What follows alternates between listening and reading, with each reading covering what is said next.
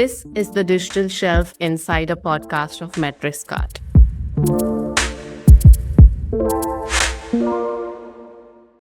Hello, everyone. Welcome back to the Digital Shelf Insider podcast of Metriscard. I'm your host, Shrestha, and today we have Vasundhara Jain joining us.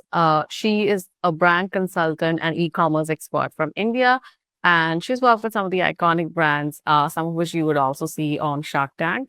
Spade Beauty, Hero Beauty, Sacred Grove, Udayanti, and so many more.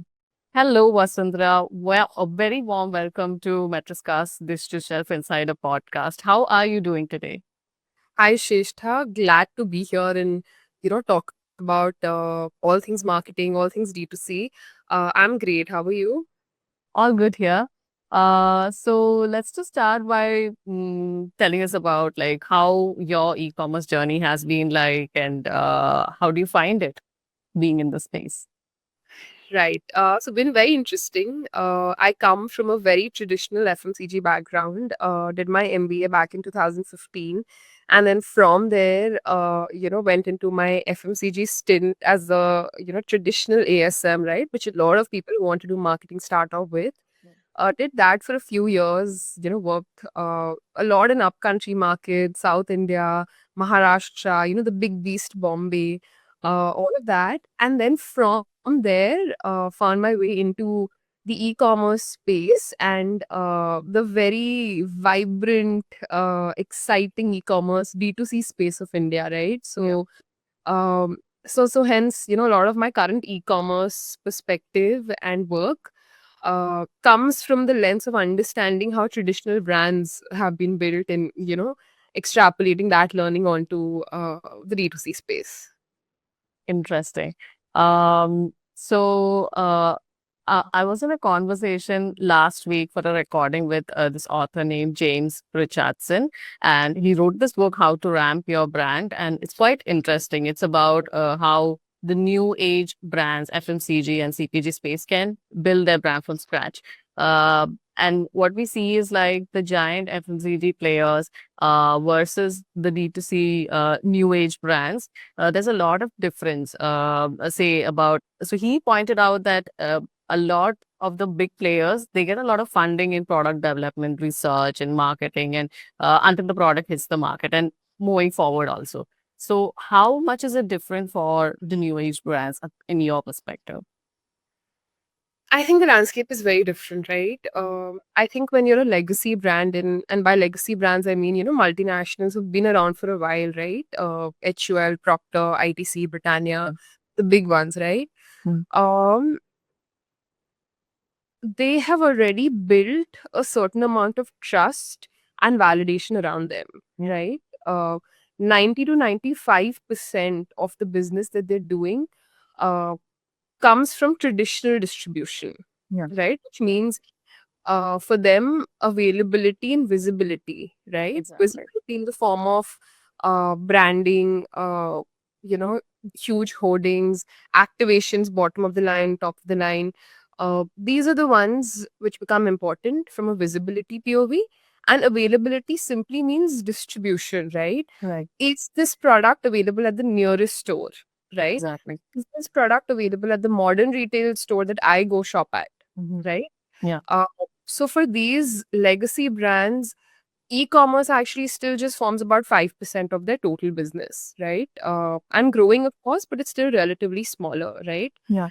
Um, versus for an e-commerce or an Indian e-commerce D2C brand, their entire bread and butter and strategy Yeah. is centered on their own website, which is your D2C, Yeah. and then on the marketplaces, right? Yeah. So I think the way you approach it, right? The kind of money available to be spent, right? Whether it be performance, whether it be collaborations, uh, that money pool is extremely limited, Mhm.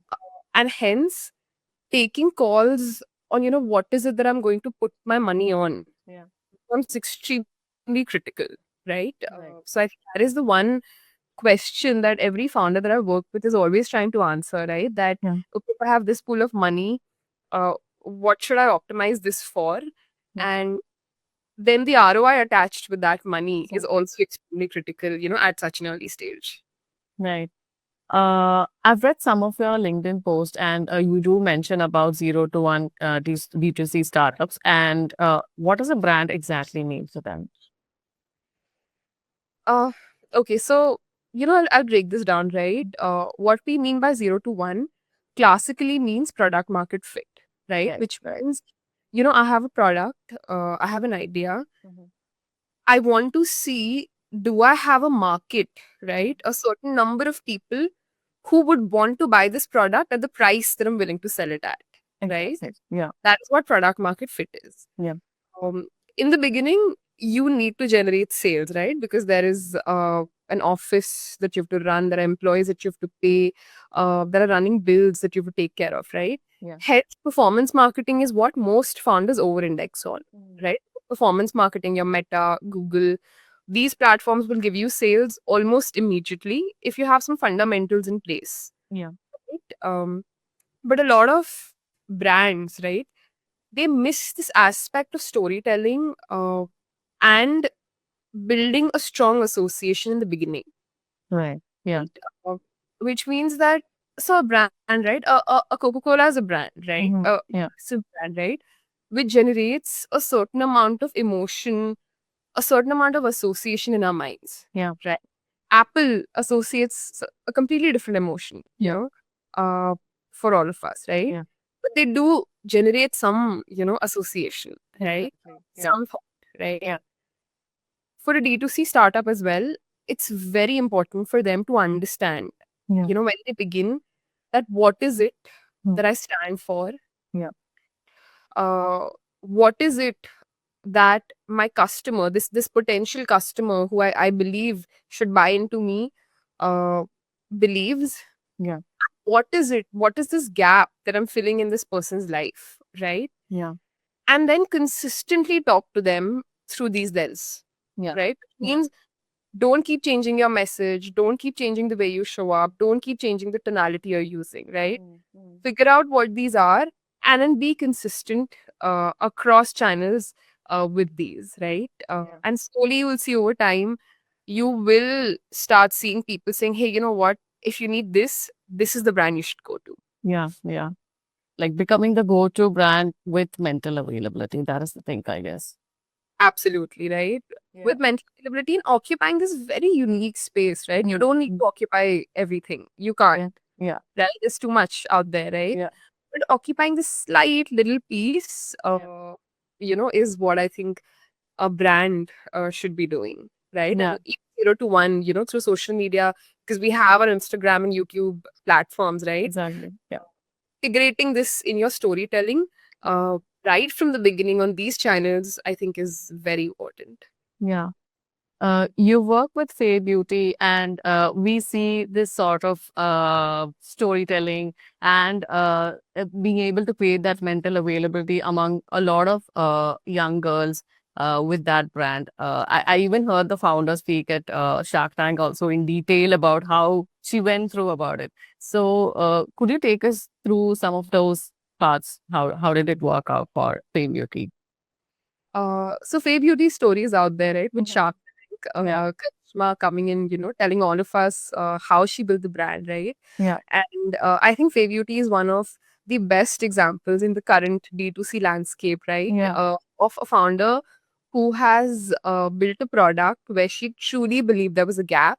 Exactly. And Karishma started by saying, you know what? There simply aren't products for women who are darker skin toned, right? Yeah. Yeah. A lot of Indian women are actually, right? Yeah. uh, Her being extremely obsessive over the quality of the product she delivers, Yeah. and just showing up with that day in and day out, Yeah. right? Essentially. And yeah, so I think for me, working with Faye Beauty has been, this peek into uh, seeing how if you believe, in a certain Mm. product, a certain solution, bring that to life, which means your product is extremely uh, true to what it does. And Exactly. take the story to people, make it fun, make it relatable, then there is a space to Yeah. build, right? Because even before Faye, there was a Maybelline and there was, L'Oreal and there was sugar, right? Yeah. Yeah. Yet they were able to come and create this beautiful space for themselves. So, yeah, I think it's this combination which most founders need to sort of, look at cracking. Yeah. Uh, what about consumer research when it comes to D2C brands? How in depth should they go into that? Like, how do they, I mean, they have limited resources. So, yeah, how do they go about it? So I think most D2C brands are missing this lever entirely, right? And by that I mean, as a D2C startup or D2C brand, your biggest advantage is that you're consumer first. Yeah. That you're not going through Amazon, you're not going through Nykaa, which means you have data available, right? You know that your consumers are coming from tier one or tier two, or are they coming from a certain, interest background or a Right. certain socioeconomic class, right? You have all that data, right? So I think for a D2C brand, a very critical step is that every 6 months, put everything on hold and just get on call with 20 consumers, right? Interested. Yeah. Split this up, talk to people who love you, people who, keep coming back to you, Yeah. fourth or the fifth time, Hmm. uh, people who've purchased once but never Yeah. came back, uh, and people who are extremely in love with you, where their cart sizes are massive, right? Uh, so here you will try to divide the Mhm. research, Yeah. right? Yeah. Person who loves you, you're just trying to understand from them that, what is it that makes you come back to me over and over Exactly. again, right? Yeah. Just put it out there in so many words, right? That, hey, we're trying to get better at what we do. And you've been around, you've been a champion, you've come back to us. Can you tell us why? What is it that is working for you, right? Yeah. And you'd be surprised how honestly and how candidly people will tell you, right? Definitely. Uh, in a lot of human calls, people are excited, right? That, hey, I'm so glad you called, Yeah. right? I Yeah. want to tell you why I love you. Yeah. Um, so that's one. And on the other end of the spectrum are people who've come once and probably disappeared after that, right? Yeah. And there you might get some genuine feedback on Mm. what went wrong, right? Exactly. Yeah. Maybe it was a product that didn't work for them. Maybe you simply didn't communicate to them after, the Yeah. first time, and so you were not top of mind, Yeah. right? Yeah. Um, Yeah. so if they've not come back to you, there's something which is broken. Yeah. And a very important part of this research is to understand what is broken and how can I fix this, right? Yeah. Because your CLTV, as you grow, your Mhm. customer lifetime value starts becoming a very important metric as you move forward. So true. Yeah. Do you think a bigger percent of brands are actually doing this? Are they investing this kind of time to, pause and listen to their consumers very closely? I think it's a mixed bag. Mm-hmm. I don't think everyone is. I think a lot of founders, get lost in the everyday, Yeah. operations of their business, right? Because Yeah. it's simply so much, right? There is so much to do all the time, right? Yeah. There's always some firefighting happening somewhere, Mhm. right? Yeah. So I think, it's yes, they do, and yes, they do want to do it. Yeah. Uh, but I think a lot of founders are still figuring out, how do I do this in a way that's effective? Yeah. And how do I do it in a way that I can convert this insight into action, Action. Yeah. Yeah. right? So, yeah. Makes sense. Uh, how do brands strike a balance between brand marketing and performance marketing in today's times? Uh, yeah, the tough question, I guess. Um, okay, right. So circling a little bit back to, what we spoke about Mm. brand, right? Mm. I think it's always, if you have a certain amount of funds, right? Mm. Let's say if you have X amount of funds available, um, to begin with, almost always, you're going to put all that money into performance, right? Because Yeah. your performance will give you a ROAS, right? Mm. It'll give you, if I spend 100 rupees, I got 200 rupees in return, Right. right? Yeah. Very measurable, makes you feel like you're moving forward, Yeah. uh, validates product market fit, right? Yes. Ticks a lot of buckets, right? Yeah. So it's extremely critical in the end that, you over index on that. Yeah. Uh, but you use social media, particularly Instagram, Mhm. because, you know, it's so discoverable now, right? Yes. To continue to tell your story, right? Of why you exist, what is it that you do, and who should be listening, to you, right? Uh, so it's about building that community from day one on Right. Instagram, right? Don't wait for day 700, right? Which is Makes the sense. second year, and you've seen that, hey, you know what? Looks like I've burnt a lot of money and I need this asset now, right? Yeah. Don't wait for that. Start on day one with your Instagram, community building. Um, and also, figure out ways of collaborating with other creators, right? Yeah. That's an asset that a lot of people underestimate, right? Yeah. A lot of people are confused, on in this whole space of influencer marketing and UGC and so on. Yeah. I would say find Jugadu ways, right? The Mhm.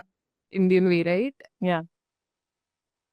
How can I collaborate? Maybe with smaller people because Exactly. maybe we don't have funds, maybe we are small too, Mhm. etc. But how can you do it in a way that is allowing you to reach the right audience and meaningful communication? Yeah. Does that also include something like reaching out to particular influencers who champion certain causes or certain labels? I think it depends on the stage of the business Mhm. you're at, right? Yeah. Because if you're 0 to 1, difficult that that budget will be available to you, right? Yeah. Someone who's already created a space for themselves and someone who's already uh you, has a followership, right? Yeah. Because but there are several nano influencers and smaller creators Yeah. who also are creating their own spaces, right? Right. Where the engagement, the reach is extremely high, Yeah. right? The smaller communities, but they will be able to take your message more meaningfully, right, to their smaller communities, and it will be more value, for the buck you spent at that stage, right? Exactly. Yeah. Uh, as you evolve, of course, at a later stage, I think it's interesting to collaborate with again relevant influencers, Right. right? Yeah. Uh, versus just throwing it out there. Makes sense. Um, this is just one of my personal opinions. So when we buy any influencer-led brands or creator-led brands or celebrity brands, it often happens that they've invested really well on marketing side, and they really stress on the product attributes, the qualities, everything. And when it comes to the actual product, the quality might not completely align with the consumer's requirement. So, what is the gap there? What do you think such brands can work on to, bridge that gap? Um, yeah, creator-led Yeah, brands, right? yeah, I think globally we've seen a lot of success, right, with yeah, creator-led brands, right? yeah, Your Skims, mhm, there's Rode, yeah. Hailey Bieber, then there's Huda Beauty, That right? yes, yeah, So tons of them which have become iconic brands now, yeah, right? yeah, I think India is still seeing a little bit of that, like mm, now start off, right? yeah, Where we're seeing creators get into like brands, right? Um, I think you're absolutely right, right? That there's still this gap, where the creators over-index on the distribution they have. yeah, Essentially, a creator or an influencer, the advantage they have over, me and you mhm, is that they have a channel and a followership, exactly. right? Yeah, mm, Uh, which makes the cost of marketing much, much lower for them, yeah, right?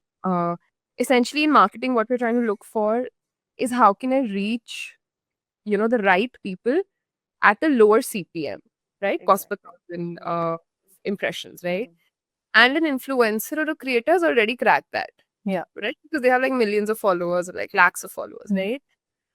So I think that is the big mm, plus that they have. yeah, But this needs to be complemented very strongly with a operator founder, makes right? sense. Yeah, Which means someone who knows how to build a business, mm, right? Being a creator and running a business are two very separate skill sets. yes, yeah, Simply, put, right? running a business is all about understanding, your cost of acquisition, your profit and loss, your P&L, understanding CM1, CM2, right? Understanding metrics so that you know what is it that you're working on, at a Yeah. particular time. Taking the time to get onto consumer calls, Yeah. right? Understanding what is it that we're trying to solve and for who, right? Yeah. Uh, so this balance, like for example, lately, right? Underneath, right? Yeah. Yeah. Yeah. Yes. Is her partnering with founder, right, an ex-founder, Vimash Razdan, right, Yeah. who is complementing, right, complementary skills, Exactly. right. Yeah. Yeah. Waiting for Gaurav Taneja with his Flying Beast, right, Yeah. as a partner who has worked with some really big startups in the past, right. Yeah. Yeah. So I think having a very strong founding team Mhm. where one can take care of distribution and being the face of the brand, Right. and the other can take care of the nitty-gritties of business and product Definitely. Yeah. is, how we'll see more success in this space. Yeah. Yeah. I think that's very critical, and that's somewhere most of these brands miss out on, also, I guess. Yeah. Um, so at Metroscard, we help with review analysis for brands across online marketplaces. And in India, what is the kind of pattern you see with the D2C brands?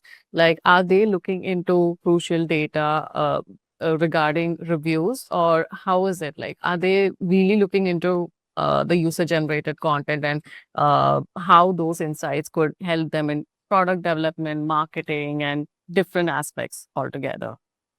Yeah. I think they are. I think people have started looking, at this data.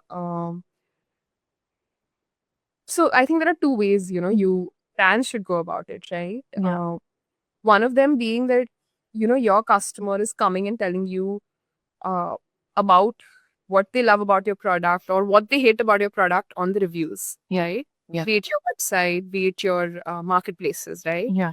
Um, and for me, my market research is always complemented, by this, right? That Mm. when I talk to consumers, I'm also seeing, what are people saying about the brand, Yeah. right? Because there we see a lot of honest reviews come Right. by, right? Yeah. So that is one.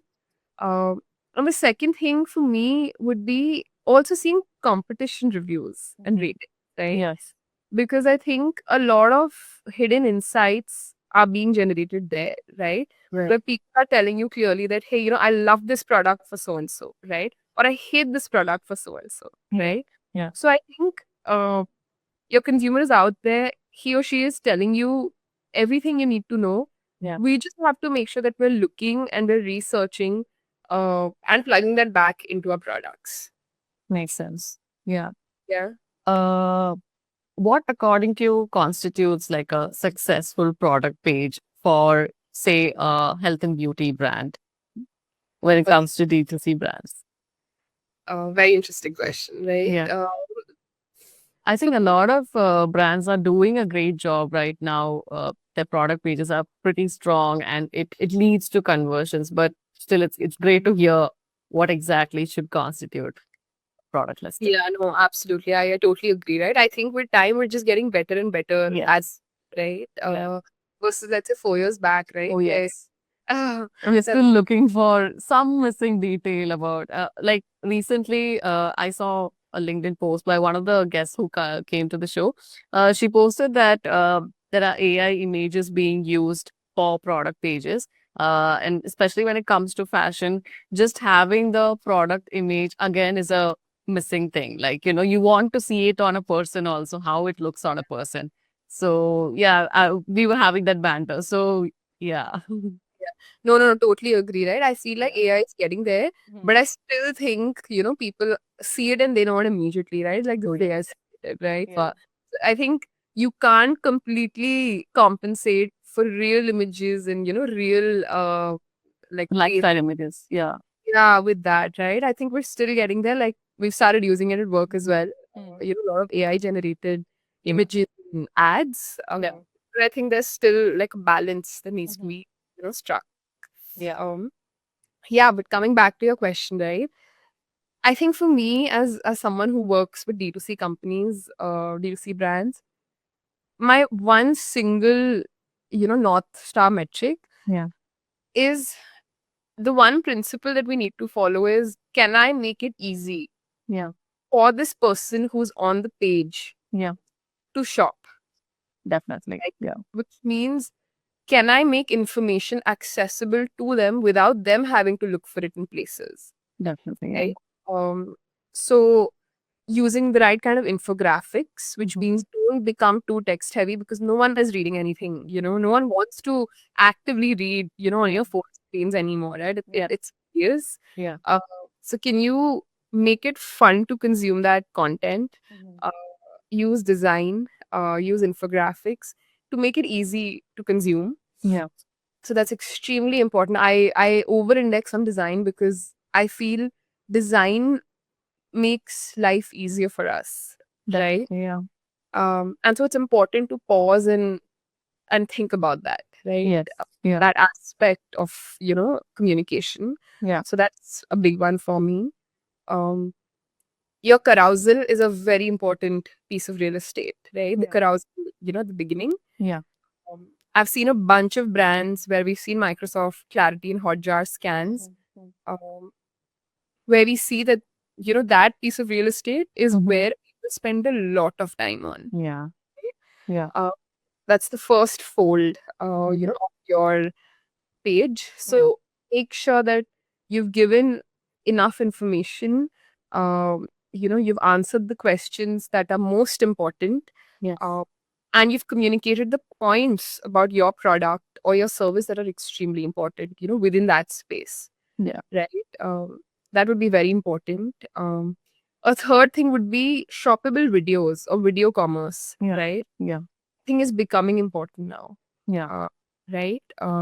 We're in a space where consuming reels is becoming natural, Yeah. right? That's how we consume content, right? YouTube Shorts and Oh, yes. right, The smallest break, we go back to reels. it, like automatically. Yeah. It's like it's auto, Yes. right? Yeah. So I think trying to use that, there are so many softwares as well, right? Yeah. Indian tools, in fact, Mhm. which offer you, these integrated video spaces on your website, right? So use that, right, to communicate. And the fourth one, what we spoke about, social proofing, with reviews, with before after pictures, if apparel, then how does it look authentically on real people, Yeah. right? If it's makeup, what kind of swatches go on what skin tones, right? Yeah. Depending on your industry and category, figure out Definitely. what social proofing means, right? And make sure that that is available in plenty on your website and your web pages. Yes. What do you think are some of the key health and beauty trends that are gonna shape up in the coming months in India?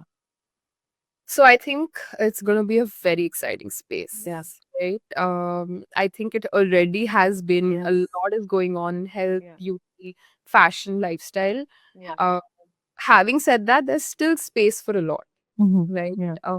Like I keep reading reports where the forecast for India in the next 10 years, Yeah. right, on building brands is massive, right? Yeah. Yeah. A lot of opportunity, a lot of aspiration, a lot of increase in disposable income, Yeah. right, uh, is coming our way, right? So I think in health, beauty, fashion, lifestyle, I think some things that I see being important, I think one would be simplify, Oh, yeah. right? I think people are getting fatigued, by this idea of 7-step skincare routine, Oh, makes sense. Yes. Yeah. right? Yeah. Or 5 ways you Yeah. should be doing so and so, Yeah. right? I think Yeah. people want simpler solutions. Yes. Make my life easy, Yeah. declutter, my Definitely. life, the products you're selling to me, make it easy for me, right? So I think simplification is going to be a big one, as we move forward, Yeah. for brands to look at. Yeah. Um, I think storytelling, Yeah. which Very, means, very important. right? Yeah. I think, you know, uh, sure, there is meta and there's performance marketing, and Mm. you have to use it, right? If you're trying to build your brand like this, they're indispensable now. Yeah. But I also think that storytelling through your own platforms Yeah. and through collaborating with great creators, like there are some amazing people out there, right? Like V Yeah. Seni, one person who comes to mind, Yeah. creates, wonderful engaging content, right? Yes. You'll see his reels and you'll laugh at it, and there is a product plugged in somewhere there. Exactly. Yeah. But it doesn't feel like he's selling, right? Makes sense. There is a certain amount of storytelling Mm. in it, right? So I think storytelling is extremely important. And I also think, the third thing for me would be communicating it the right way, Yeah. right? Which means, you have all these tools, right? But are we using them in a way that is simple and effective, Yeah. right? Because uh, there's too much clutter, Mm-hmm. but how do we, again, simplify, right? So Yeah. simplification, going back to that, right? Yeah. I think these are the ones which we need to sort of, integrate in our work as we move forward with these categories. Yeah. Makes so much sense, Vasundhara. Like, I really like how you pointed out how simplification and storytelling and, communicating it in the right way is the, core message for health and beauty brands out there. We've come to the end of the session and it was such a lovely chat with you. You've taken out the time to break down and explain every concept in such detail. So thank you so much for joining us. It was lovely, Shrestha. I think I love the questions you had and, the perspective you brought. Yeah. So really nice being here and, talking to you. Thank you. Thank you so much. Thank you. We've come to the end of the episode. If you loved what you just listened to, don't forget to like, share, and subscribe. We'll be back next Monday with a really awesome guest. Stay tuned until then.